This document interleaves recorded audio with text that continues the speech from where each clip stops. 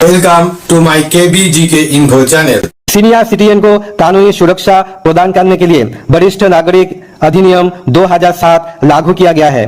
जी हाँ दोस्तों, आप बिल्कुल सही सुने। माता पिता और बुजुर्ग की देखभाल सुनिश्चित करने के लिए ये कानून बनाया गया है।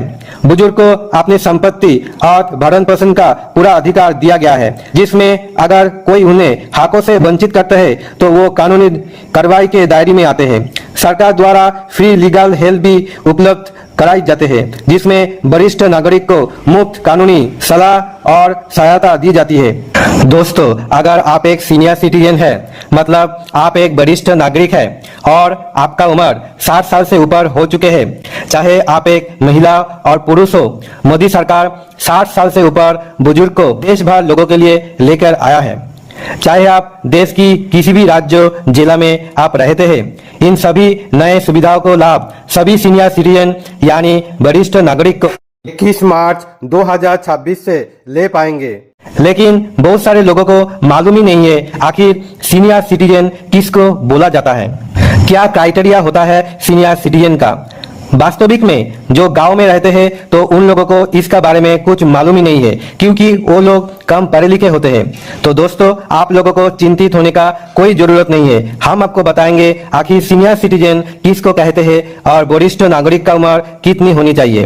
दोस्तों, पुरुष जिसका उम्र 60 साल से ज्यादा है और महिलाओं जिसकी उम्र 58 साल से ऊपर है, तो वो लोग सीनियर सिटीजन यानी वरिष्ठ नागरिक का श्रेणी में पड़ता है। इन सभी बुजुर्ग लोगों का प्रधानमंत्री नरेंद्र दामोदर मोदी ने कई सारी सुविधा और लाभ देने का आस्था किए हैं। वास्तविक रूप में कई घर में कई व्यक्ति ऐसे भी होती है कि सीनियर सिटीजन यानी वरिष्ठ नागरिक को ठीक से देखभाल नहीं करते हैं, और कोई बुजुर्ग साथी ऐसे भी है जिनके पास ज्यादा रुपया नहीं है, मतलब उनका आर्थिक स्थिति ठीक नहीं है, कमजोर है। ऐसे सभी सीनियर सिटीजन के लिए सरकार ने एक विशेष कानून बनाए गए हैं, जिससे अंतर्गत ये लाभ देने का बात किया है। तो इसमें लाभ कई सारी है। तो दोस्तों, आज इस वीडियो में हम आपको इन सभी लाभों से 5 बड़े लाभ बताएंगे जो 21 मार्च 2026 से सभी सीनियर सिटीजन यानी वरिष्ठ नागरिक के ऊपर लागू होने जा रहा है। अगर आप भी सीनियर सिटीजन का विभाग में आते हैं तो समय रहते आप ये 5 महत्वपूर्ण जानकारी आप जरूर ले लीजिए। अगर आप इस चैनल पे नए हैं तो वीडियो को लाइक और चैनल को सब्सक्राइब जरूर करिए, ताकि आगे भी इसी तरह वीडियो आपको देखने के लिए मिल जाए जो कि आपका काम का हो।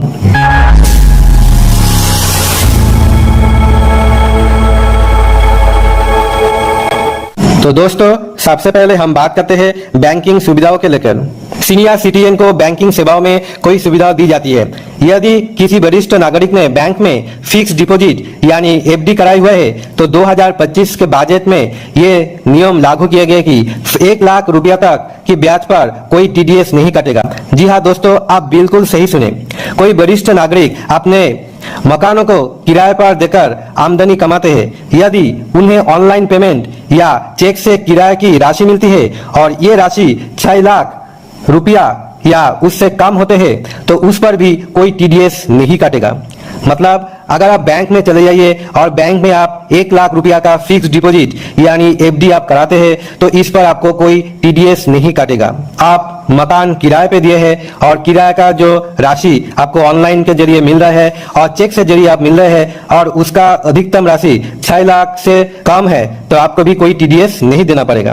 दोस्तों, दूसरे नियम के बारे में अभी हम बात करते हैं स्वास्थ्य सुविधाओं को लेकर। भारत देश में सभी सीनियर सिटीजन का इलाज मुफ्त किया जाता है, लेकिन अभी भी बहुत से लोग इस सुविधाओं के अनजान हैं। सरकार ने 70 साल से अधिक उम्र के बुजुर्ग के लिए आयुष्मान भारत योजना चलाई हुई है। इस योजना के अंतर्गत 5 लाख रुपया का गारंटी कार्ड सरकार द्वारा प्रदान किया जाता है। इस कार्ड के जरिए बुजुर्ग देश की किसी भी सरकारी या अधिकृत प्राइवेट अस्पताल में जाकर मुफ्त इलाज करवा सकते हैं। आयुष्मान कार्ड केवल गरीब के लिए नहीं है, बल्कि 70 वर्ष से अधिक उम्र के सभी वरिष्ठ नागरिक इसे मुफ्त में बना सकते हैं। तो दोस्तों, आयुष्मान कार्ड जो आयुष्मान भारत योजना जो आप कार्ड है वो आप जरूर बना लीजिए। उसमें आपको 5 लाख रुपया तक आपको गारंटी कार्ड सरकार की तरफ से मिल जाता है, चाहे वो कोई सरकारी अस्पताल हो प्राइवेट अस्पताल हो। तो दोस्तों, अगर अभी तक आप आयुष्मान भारत योजना का कार्ड नहीं बनाए तो आप बना लीजिए। अगर आप 70 साल से अधिक है तो उसका आप मुफ्त में आप ये सारी सुविधा आप ले सकते हैं। तो रेलवे और हवाई यात्रा में रियायत। भारत सरकार ने ये निर्णय लिया है कि देश भर की सभी सीनियर सिटीजन को रेलवे और हवाई यात्रा में विशेष छूट दी जाएगी। पहले भी ये सुविधा थी, लेकिन अब इसे और बढ़ा दी गई है। रेलवे यात्रा में क्या छूट दी जाती है? पुरुष सीनियर सिटीजन को किराए में 40% की छूट मिलेगी और महिलाओं सीनियर सिटीजन को 50% की छूट मिलेगी और ये सभी क्लास जनरल से लेकर एसी तक पर लागू रहेगा। और अभी हवाई यात्रा में रियायत की दी जाएगी। एयर इंडिया द्वारा घरेलू उड़ानों पर भी विशेष छूट दी जाएगी। टिकट बुकिंग में प्राथमिकता की सुविधा मिलेगी। तो ये सब लाभ केवल सीनियर सिटीजन को दिया जाएगा। तो दोस्तों, अगर आप एक पुरुष है तो रेलवे में आप रिजर्वेशन करने जाएंगे तो आपको 40% आपको छूट मिल जाएगी। अगर आप एक महिला है, सीनियर सिटीजन है, तो आपको भी 50% की छूट मिल जाएगी और ये सभी क्लास को जनरल से एसी को लेकर ये छूट लागू है। अगर आप हवाई यात्रा में सफर करते हैं तो आप टिकट जब बुकिंग करेंगे उसमें भी आपको छूट दिया जाएगी और सीएसी सीनियर सिटीजन को ही मिलेगा। को कानूनी सुरक्षा के लेकर सीनियर सिटीजन को कानूनी सुरक्षा प्रदान करने के लिए वरिष्ठ नागरिक अधिनियम 2007 लागू किया गया है। जी हाँ दोस्तों, आप बिल्कुल सही सुने। माता पिता और बुजुर्ग की देखभाल सुनिश्चित करने के लिए ये कानून बनाया गया है। बुजुर्ग को अपनी संपत्ति और भरण पोषण का पूरा अधिकार दिया गया है, जिसमें अगर कोई उन्हें हकों से वंचित करता है तो वो कानूनी कार्रवाई के दायरे में आते हैं। सरकार द्वारा फ्री लीगल हेल्प भी उपलब्ध कराई जाते हैं, जिसमें वरिष्ठ नागरिक को मुफ्त कानूनी सलाह और सहायता दी जाती है। अक्सर देखा गया कि बुजुर्ग को संपत्ति या अन्य अधिकार से वंचित कर दिया जाता है और ये कानून से माध्यम से अपने अधिकार को रक्षा कर सकते हैं। अगर आप एक सीनियर सिटीजन है और घर पे आपका बेटा और बेटी आपको ठीक से देखभाल नहीं कर रहे, तब आप वरिष्ठ नागरिक अधिनियम 2007 के तहत कानूनी का सहारा ले सकते हैं और ये भी आपको फ्री में मिल जाएंगे। आपका सामाजिक सुरक्षा पेंशन के बारे में अभी हम बात करेंगे। दोस्तों, अगला लाभ सीनियर सिटीजन को दिया जाता है वो सभी को मिलता है जिसका आर्थिक स्थिति ठीक नहीं है। जो सीनियर सिटीजन आर्थिक रूप से कमजोर है उन्हें सरकार मासिक पेंशन प्रदान करती है। ये पेंशन राशि हर राज्य में अलग अलग होती है।